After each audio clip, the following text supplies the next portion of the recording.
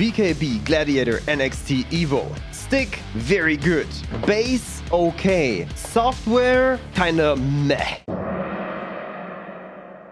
And that was about the attention span of the regular TikTok viewer. And now that we are just the two of us, let's talk about the VKB Gladiator NXT EVO a little bit more in depth. On the table, you can see everything that is inside of these two boxes when you order a Gladiator VKB EVO NXT. We have the grip, we have the stand, we have the backplate of the stand, and a lot of accessories which we're going to go through right now. One thing on this table is specific, but I will talk about that later. And also we're going to take a look at the software.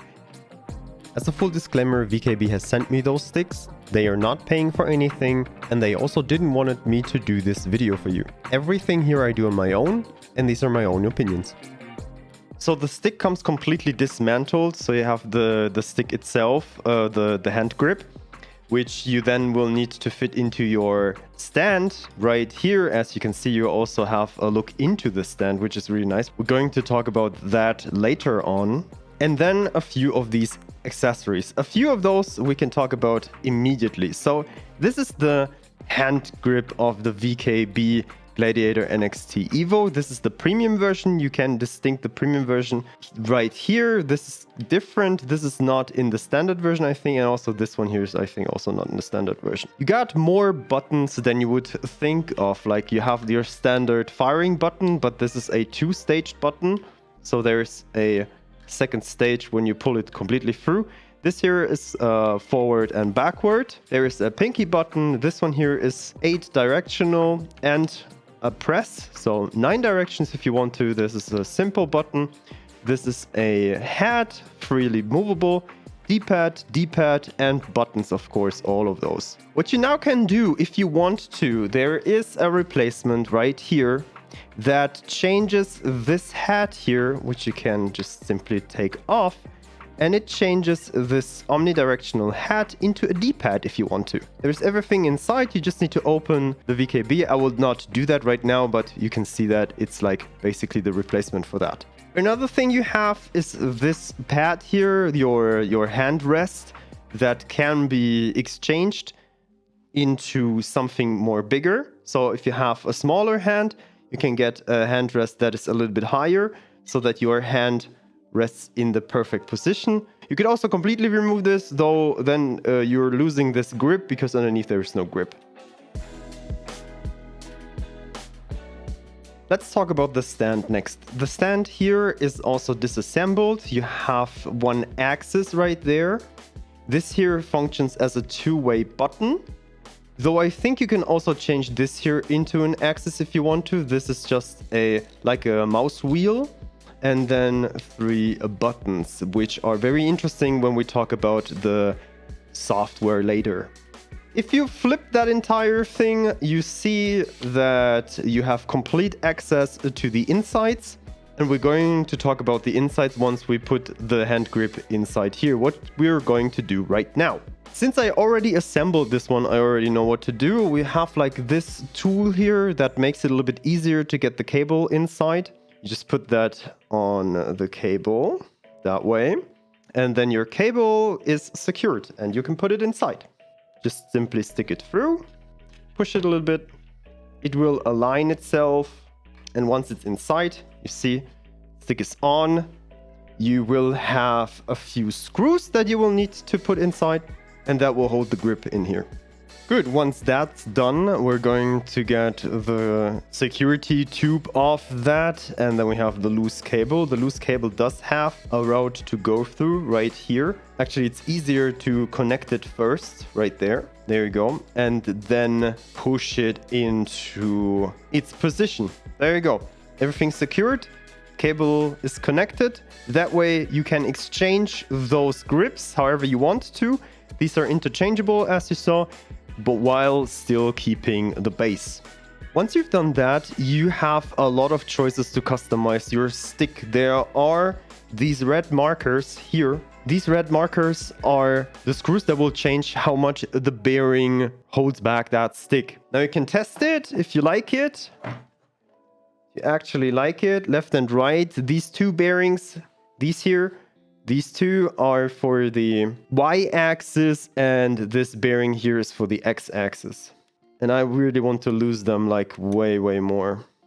All right, this is pretty loose. I like that, how it works. By the way, these two tools are also inside the box, so you don't really need anything else. What you else can change are these little springs here. These two springs are changeable if you want to, and there's also a really cool thing about it. VKB also added this little tool, let's call it a tool, to get these springs off your joystick. And you use it just by getting this inside here, and then you can pull, and boom, there it is.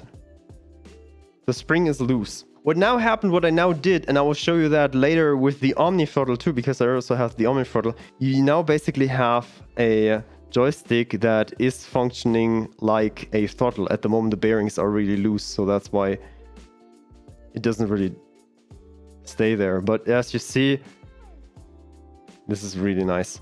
What I want to do, because I think that this spring is a little bit hard, I want to change these springs, and you have 3 different ones available if you want to change the springs. So you have 10, 20 and 30. 10 being the easiest, the 20 is like middle, and 30 is like really hard to bend.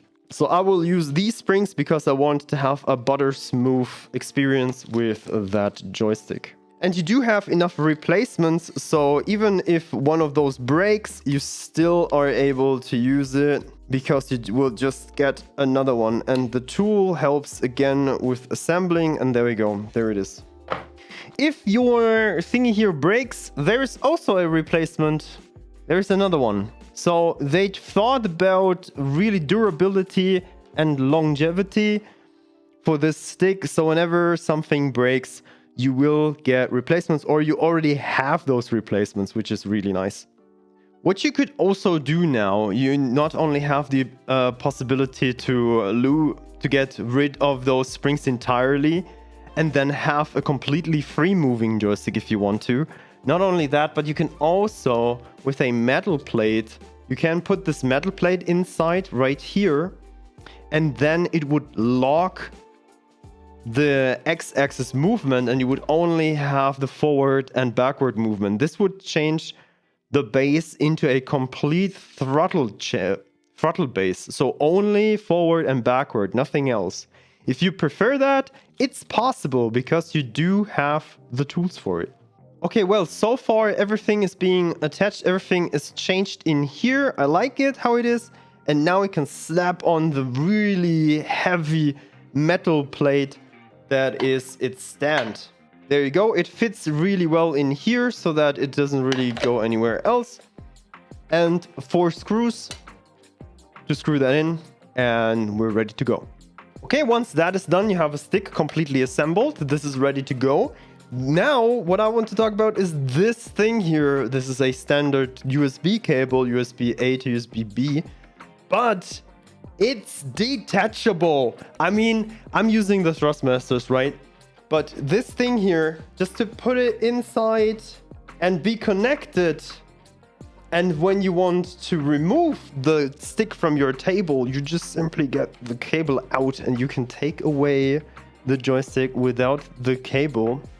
It's so much nicer. Like I can see a build, like for example here, where you have your cable somehow locked at the end of your desk. Then you put in your joystick, or you put your joystick on the table, and then you grab your cable from back there and just connect it right here. This is just so easy. And then you get it back and it's secured, and you have perfect cable management. Before we're taking this bad boy into action and also talk about the software, I do have the second one here, which is the Omni Throttle. So if you're going a full HOTAS build, you have the stick and the Omni Throttle. The only difference here is the stick itself does have this angle here, and this angle is the only difference, and that is about 5%. Why this thing here costs about 5% more than the standard joystick. It's just this angle here. It works just like the joystick itself. As I said, you can also remove one of those springs and then you have a throttle that would stick here without my finger, of course. Now I have enabled everything because I really like it that it acts like a joystick. I was using a 2 joystick setup before, but this here, having one angled and having one standard, this just feels so much nicer. This here, as I said, this is an extra piece.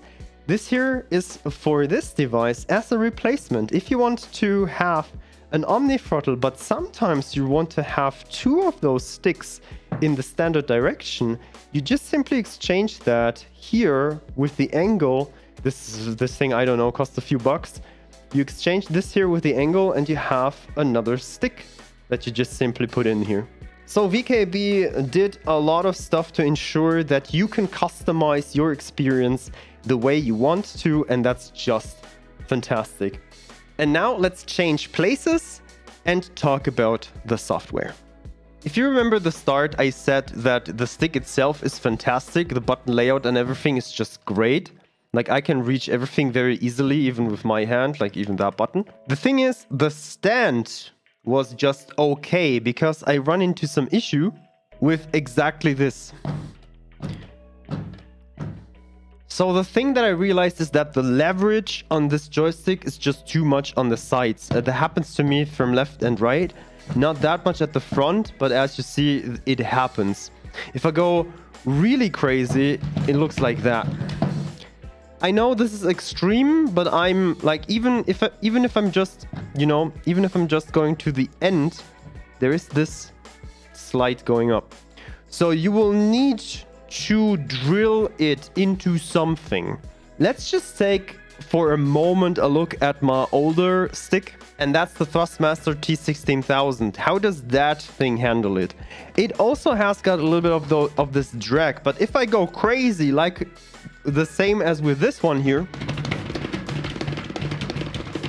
you see that? It's not that much. I don't know, maybe it's because the stand is just wider and the lever is not that crazy as with this one here. But as you see, there's really a difference. When you go from the middle of the stick, there you see, you have just this little bit here and this much at the Thrustmaster. So this changes a lot. It seems very minimal, but that's something that you would need to keep in mind, that if you want this to be really down to earth, you will need to have it screwed into something. I will make maybe just simply a piece of wood that will connect those two with each other, and that way I can move both of them at the same time, and then I will screw them into the piece of wood that far away that it's actually nice for me to handle, and I can still put something like a keyboard in between and a mouse, so that way I could play games like Star Citizen and X4 very easily like that. If you choose the option from VKB itself, they have like desk mountings that you can use from them. There you can also put like more devices on those mounts and stuff like that. They also have things like this little small guy that is holding your cup if you want to. It's like works extremely well with their own mounts, their own desk mounts. So that's a very nice addition to your setup. Small. You will see that in the pictures of their website. This is actually a really cool device. And now let's have a look together at the software that I was talking about before. Here you see their software VKB device config. You will need to download that from their website. And there you can choose between your devices on the top. And this will give you a lot of customization. Like, the customization from VKB is fantastic. They have a lot of stuff. I don't even know what half of this means, but you are able to really config this device how you want to. There's a lot of stuff to do. VKB itself does have a rundown of this software, so I'm not going to do that much for this here. But just that you saw it, there are potentially 128 buttons that you could use. There are all these axes, and you could also use external devices if you want to. That would show up these other boxes where you have like buttons and levers and whatsoever. Here, these axes, if we move something, At the moment, it works really well. There you already saw it. It's not the most responsive softwares that I have seen out there. It works, yeah, it does the job. But once you set up and calibrated your joystick in here, the only thing that you want to do is like really get out here as fast as you can. Like I said, the customization options are absolutely limitless. There are macros that you can set, different actions that they do, times where they trigger. You can have different profiles for that. You can load different profiles if you want to. You can load different profiles for the button and whatsoever. If you have a deep technical knowledge of what you're doing here, you could simulate almost all interfaces that you have with joysticks, like for a jumbo jet or for a small plane or whatsoever. For a, I don't know, industrial use, the options are limitless. The software itself not really responsive, and for beginners and for just casual users like I would call myself, that's a little bit overwhelming. Because let's be honest, what do I want to do with a joystick when I'm using this for games? I just want to plug it in. I want to have a decent calibration that works effortlessly, and I want to use my sticks immediately in-game, and most of the configuration you do anyway in-game. It's always a matter of choice of whatever you want to do. I mean, you have the same option, or maybe not that much option, but something similar from Thrustmaster with their target software. Though I have to say, it looks like the software is designed by engineers that very well know what they're doing. But they designed it for people that also think like engineers. And that's a little bit of a problem for this software, because we as consumers would maybe like to have a light version of this so that we can calibrate and adjust the most basic stuff on the fly and not have to deal with all the macros and whatsoever that's in there. A few more things now that the device is running. You have a few indicators here on top of that device. This red one, for example, by the way, these are only blinking because of my camera. This red one, for example, is a switch for this here. At the moment, this is an analog device. If you click it, it's off, and now it's a D-pad. It functions like a D-pad. So you can switch between those functions right here. The other one is another indicator that can maybe tell you what kind of profile you're using at the moment on this device. So you can set it like a red profile, a green profile, a blue profile. And if you know what they mean, you can just easily switch in your software again. And then you see on the joystick what kind of profile you're using, because these are actually RGB lights. Same here. These things will indicate if you have different macros set up, or if you're using a different profile, or if you're even using those buttons as shift keys, because these can also function as shift keys. So if you hold it down, you will have a different functionality on these other buttons, or you can switch between a few different modes with this. Same, by the way, as you see in the background for the other stick. It's, I mean, like I said, it's the same stick. It's just with an angle, so you have the same functionality on this as a throttle device. So I hope you enjoyed my review on the TikTok start and the actual review afterwards. And I hope that you now know if the VKB Gladiator NXT EVO, what a name, is good for you or not. That's something that you have to decide for yourself. There are a lot of buttons, a lot of buttons for you. D-pads all over it, buttons here and there, a lot of customization, different profiles. A lot of axes that you all can use. Like you have in total, I think 12 axes you have in total on these devices. If you have both of those, 6 on every device. 1, 2, 3, 4, 5, 6 axes if you want to. But this is still a problem. I will need to fix that with a wooden plank, as I said. Let me know what you think about the VKB Gladiator, how you think they are performing. How do they look? I mean, they look so cool. It really looks like a stick from a fighter jet, and that's also something that I really enjoy playing now, that it looks like something that we're using in space, not like a toy.